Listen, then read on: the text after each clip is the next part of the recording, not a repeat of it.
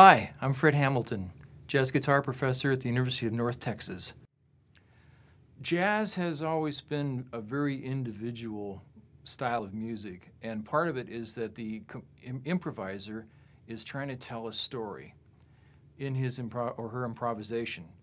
You're trying to paint a picture or tell a story so that your audience can be taken on a trip. And this improvisation, generally speaking, is like how you learned how to talk. You learned how to talk by imitating your parents or whoever you grew up with when you were a really young child. You formed short words and then sentences, and then it got longer. And so jazz improvisation, much like that, has to be imitated, which means you've got to go to the recordings. You've got to listen and listen and listen in order to get a sound model in your head for the style of music you're trying to play. Any style, whether it's blues or country, folk, rock, jazz, whatever, you have to listen to it in order to have the sound role model in your ear. Now, that said, there are some things that are tangible that I can get you started with to make sure that you're aware of how to get a line generated. We're going to work with the 2-5-1 progression again, and inside of the key that you're in, there's a scale.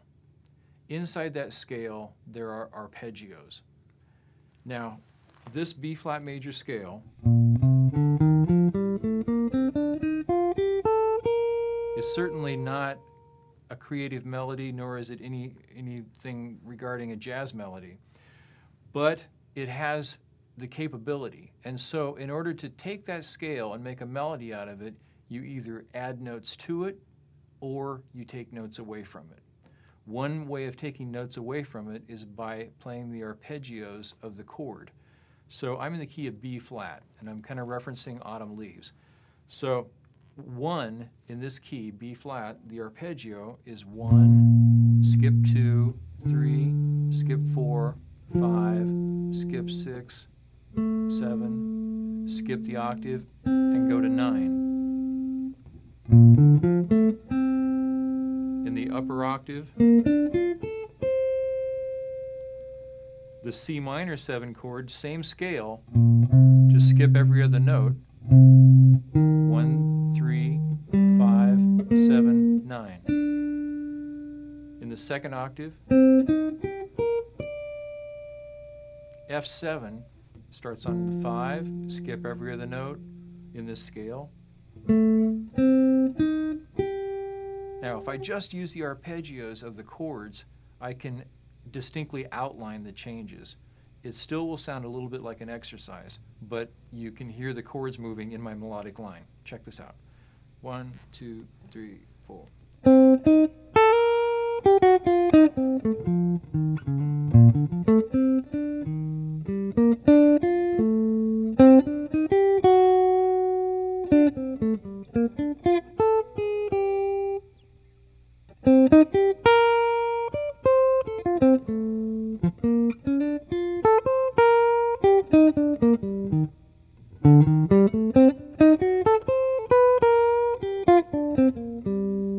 Now, it's totally impossible for me to play an exact exercise without putting some sort of feeling and some notes that aren't exactly in the chord.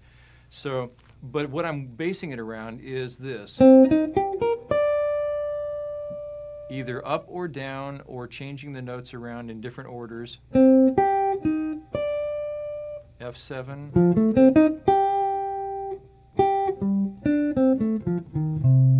B flat. Now, the notes in between then are going to be little notes that are chromatic or half steps, the wrong note, you might say. So here's a lick to learn. So I'm playing that over C minor to F7. Then I'm going to do it again over B flat to E flat. So the note that makes it sound like a melody is this half step. So I'm getting from the note, the 9th of C minor to the 5th of F7.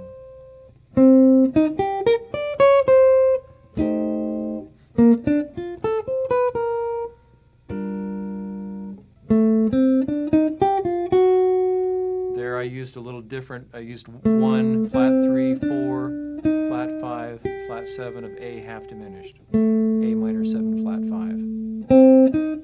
So I added the 4th. And then I approached the 3rd of D7 by a half step. So I'm creating a jazz melodic line by subtracting from the scale or adding to the scale or arpeggio by the chromatic or half step or wrong note that leads from one chord tone to the next.